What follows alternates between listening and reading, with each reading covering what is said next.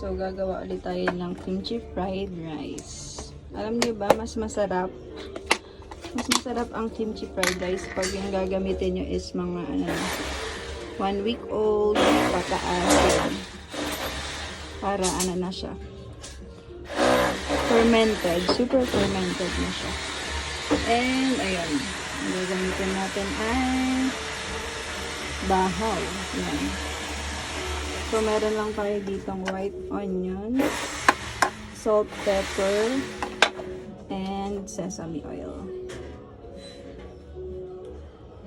So, i-chop lang natin yung kimchi ng maliit.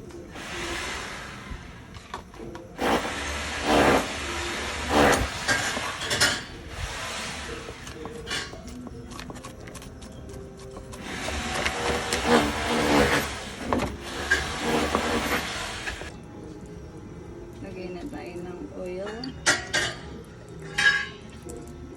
And yung onions na.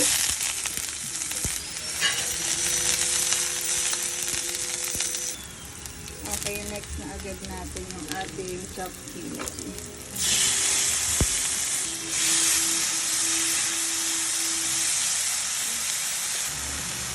And next natin ang rice.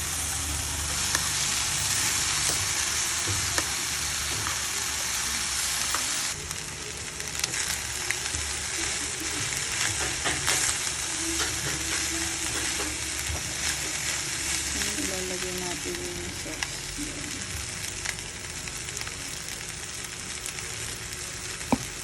Okay. Pwede rin natin lagyan ng liquid seasoning konti.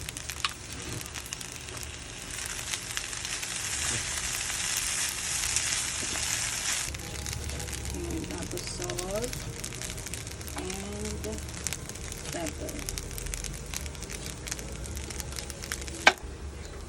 Okay, ganun lang kadali guys. And patay na yung apoy. Lagyan na natin siya ng sesame oil.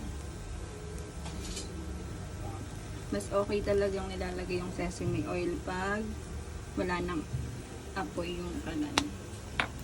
So that's it guys. Ang bangit. Try nyo na ito.